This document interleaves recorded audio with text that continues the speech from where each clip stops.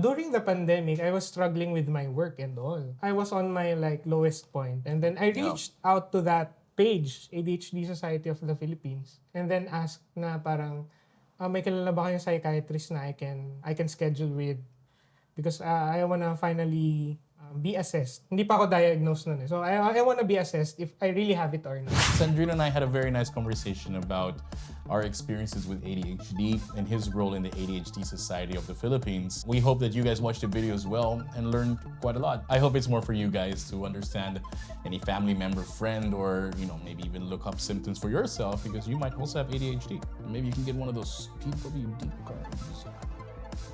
But nevertheless, we're going to talk about another thing today. We're going to be talking about misconceptions, where someone is going to shout misconceptions at us and we're going to react to them, just to give you guys a bit more knowledge on the topic.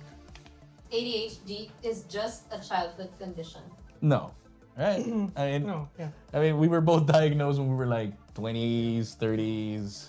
I remember I even had a focus group when I was diagnosed, and there was a man there who was 54. It comes in all ages, really. It's just the manifestations, I think, are bigger when you're a kid when it comes to hyperactivity, if I'm not mistaken. Hindi naman siya as in ADHD all your life, and then hindi ka makakapag-cope and all. You learn how to cope with that. I kinda understand where that came from. Parang yun siya, mas evident sa child. Yeah, exactly. But yeah. Ako, parang, yun nga, hindi mo Oh yeah, because like it wasn't evident when we were kids, right? Yeah, so it really matters. I think the hyperactivity part, that's the main. Because I went into a play school for people who have ADHD, autism.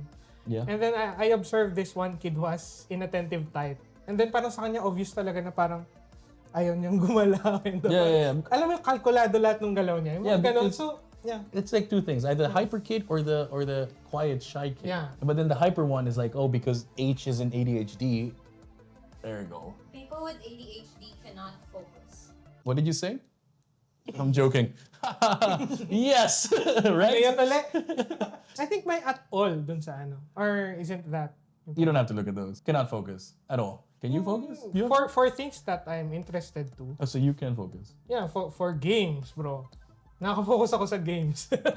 And like for example, yan, yung mga hands-on activities, I can focus on that. Pero pag kayo kunyari boring, like for example, lecture, I mean, not all lectures are boring. Yeah. Yeah, but I think it's in our heads that lectures are boring.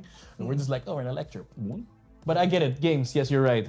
Playing video games. I don't have hyper-focus so much. It's hard for me to stay on a task for longer than half an hour.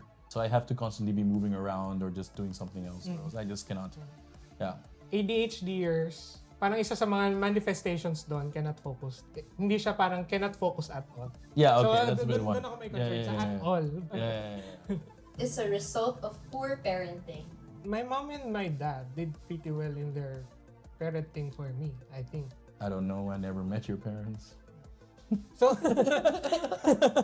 noong una, parang I was kinda parang observing myself. I actually thought na parang kaya ako ganito, kaya ako immature because they spoiled me a lot. I'm a mama's boy. Yeah, me too. Yeah. I'm a mama's boy. And number one. And then, I feel like that's a result of that. That's why I'm immature.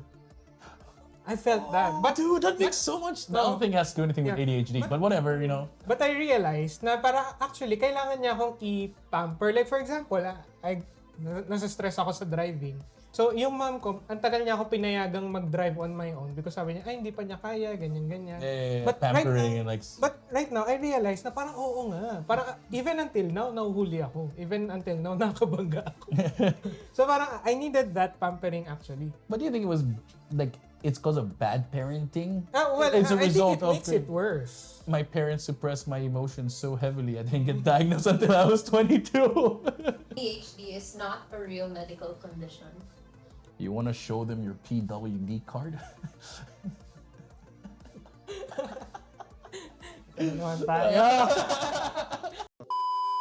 When my psychiatrist said na, actually, you're not disabled, you're just different. I don't think he differently meant... able. I don't think he meant na walang mali sa'yo or there's nothing wrong with you. I think what he meant was, okay, you have like different methods of learning, but you'll struggle with that. But it's not the end of the world for you. No, Parang of course ganon. not. Yeah. So, but for me, I'm kind of struggling a bit with that, to be honest. All kids with ADHD are hyperactive. No. I don't think so. We discussed it earlier. We're like, you know, you have the inattentive and the hyper kid. There are like three types. Yeah. Three types. So yung inattentive type, hyperactive type, and then combined. So yung hyperactive, sila yung externally, you see that. Like, oh, okay, may ADHD kasi he's like, ang likot eh. Parang gano'n. So yung inattentive, like what you mentioned a while ago, yung gulo nasa loob, yung impact mo, parang... It doesn't stop. It's a lot of fun. Exactly. So yung combined, sila yung combined ng hyperactive and inattentive. ADHD only affects boys. I think, men tend to be more diagnosed than women, I think, because it's less obvious in women. This study actually shows this. It's not like we're just making statements. Study shows that it's less noticeable in young women, younger girls. And I don't know what it's like when they're older. I'm guessing because they get diagnosed so little when they're kids that they cope. No, what was their coping mechanism stronger than for men? So then they're not diagnosed at all or misdiagnosed even. Yeah, I think that was it. That was great. So hoping that we answered some of your misconception questions when it comes to ADHD. And of course, I hope you guys enjoyed it. Like this video, we have linked everything that he wants us to link. So the ADHD Society of the Philippines website and all these things. If you know anybody who needs this kind of help or people who need to reach out, please message him. So thank you again, Xandrino. Thank you. Yes, and we hope to see you guys in the next episode of ADHD. Yeah. Nawala ako. Yeah. I zoned out. You were talking for so long. I was like, I forgot what yung sasabihin ko actually. So it is a real medical condition. Agree to disagree. Sorry. I agree that it's a medical condition.